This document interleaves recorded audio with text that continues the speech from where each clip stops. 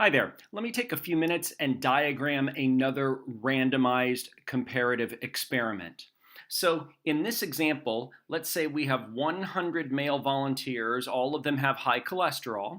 They're available to be used in a study, and we want to try to determine the degree to which a statin is effective. A statin is actually a real type of cholesterol reducing drug. So because this is an experiment, the most important characteristic of an experiment is we are applying treatments to subjects. So when we diagram the experiment, we must be explicit about what those treatments are. Now, one of the treatments will be a statin. Half of these subjects will be receiving the actual drug. The other 50 subjects will be receiving what is called a placebo. A placebo is a pill. In this case, it has to look and taste exactly like the statin pill, but in fact, it has sugar in it or starch in it, some inert type of ingredient where it actually has no effect, if you will, on the body as the statin would.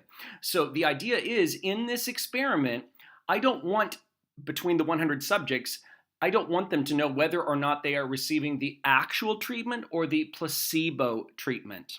That way, at the very end, we can compare. In a randomized comparative experiment, it is so important to have comparison at the heart of what's going on. Once this study is done, we want to be able to compare the decrease in cholesterol between the two treatment groups, between the treatment group with the statin and the placebo group. So we want to, in the end, compare the decrease in cholesterol between the statin treatment group and the placebo group. So understand, for these 100 male volunteers, they all have high cholesterol.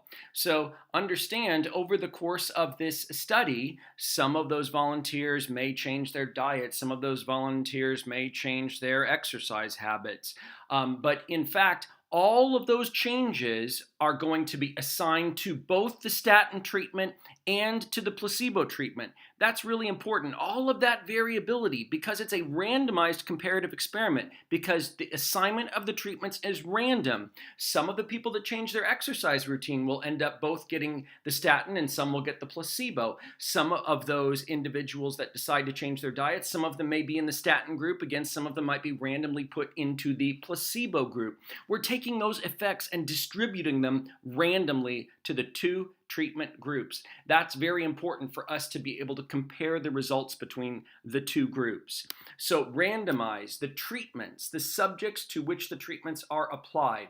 Those treatments are applied randomly to the subjects, or better put, the subjects are assigned randomly to the treatment groups.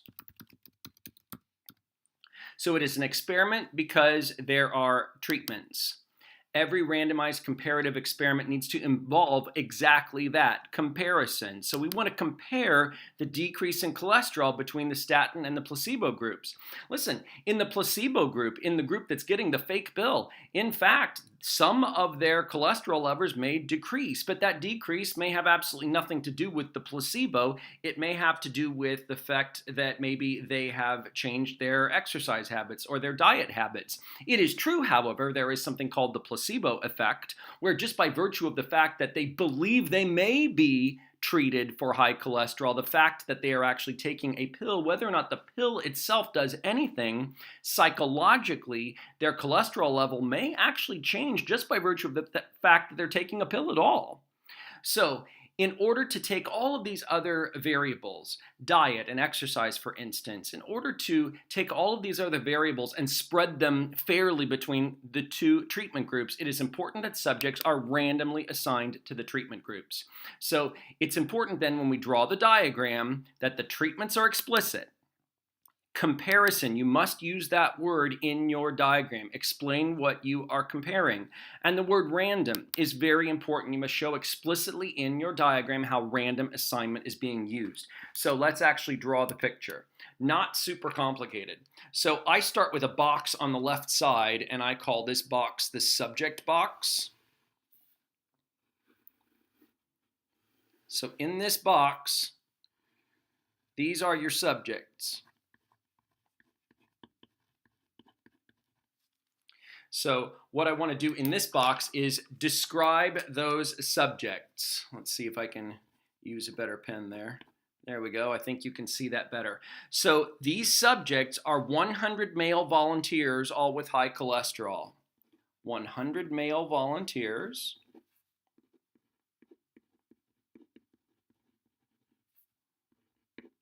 All with high cholesterol.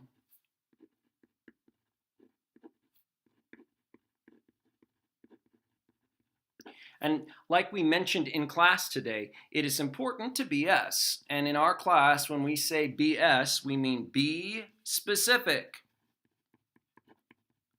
So when I am describing the subjects, be specific. There are 100 of them. They are males. They are, in this case, volunteers. So I can't force people to do this. They all have high cholesterol. Now, there are going to be 2 treatment groups. So each treatment group I'm going to make a box for. So here is the statin treatment. We'll call it the statin pill. And then the other treatment group will get the placebo pill. It has to look, taste, appear exactly like the actual statin itself.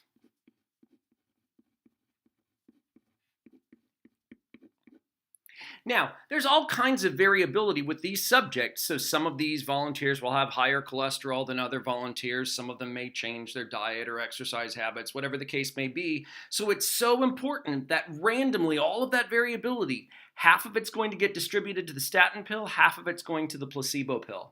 These arrows are very important. So explicitly, you need to tell me we are going to randomly assign 50 to the statin.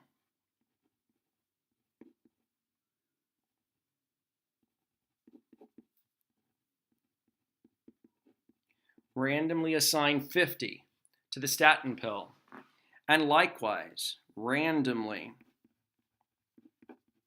assign 50 to the placebo pill. So the aspects of good experimental design are to control and to randomize and to replicate. So there is the word random right there. Very important. I'll even put a box around that. Random. That word must be explicit. So right here, here's the replication. The 50 and the 50, or the 100. You could consider it either way. I'm going to circle the 50s though. There is the replication right there. You can think of replication as repeating, if you will. We're not doing this drug trial using 2 subjects, one on the statin pill, one on the placebo pill. That wouldn't give us a whole lot of information. It certainly wouldn't generate good data.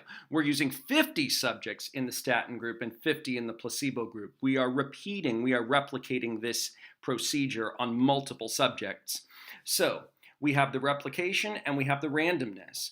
Now, most importantly then, at the very end, we're going to take the results of those 2 groups, and at the very end, you need to describe specifically what we are going to compare. So I'll make a bigger box over here. Start with the word compare. We are going to compare the decrease in cholesterol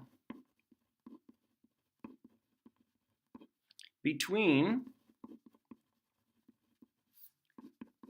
the statin and placebo groups, or treatments.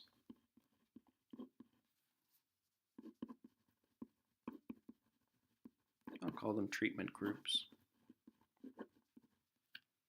So, very, very important. That word compare must be explicit. And this is the aspect of control that's so important. Why are we able to compare? Well, we are able to compare because we've taken all of the variability with these subjects. Some may have high cholesterol, some may have slightly lower cholesterol, some may change their diet, some may change their exercise habits. But because we've randomly assigned all of that variability to both of these treatment groups, it is reasonable to compare the results that we see between these two treatment groups. Up here, there will be people with higher and relatively lower cholesterol, same down here. So randomly, some of the individuals that change their exercise will be up here, some of them will be down here. So by randomly assigning to the two treatment groups, it makes the two treatment groups similar. And in that way, we have controlled for all of those differences. So now, because we have that, we can compare. Comparison is the most important aspect of control. Because we can compare the decrease in cholesterol between the statin and the placebo treatment groups, I can see, because the treatment groups are similar, the difference between them is the treatment, either the statin pill or the placebo pill. So in that sense, with this comparison, if the decrease in cholesterol is higher with the statin group than the placebo group, I can attribute that higher decrease to the actual treatment itself, to the statin treatment. So when you diagram an experiment, number one, show me the subjects. Number two, outline the treatments. I usually use boxes. There they are. And then number three, describe the comparison. And again, always be specific. That's very important. When you do this, then the three most important parts of experimental design are explicit. We have control, we have randomization, and we have replication. Those are the most important ideas when it comes to specifying a comparative randomized experiment. Hope this has been helpful.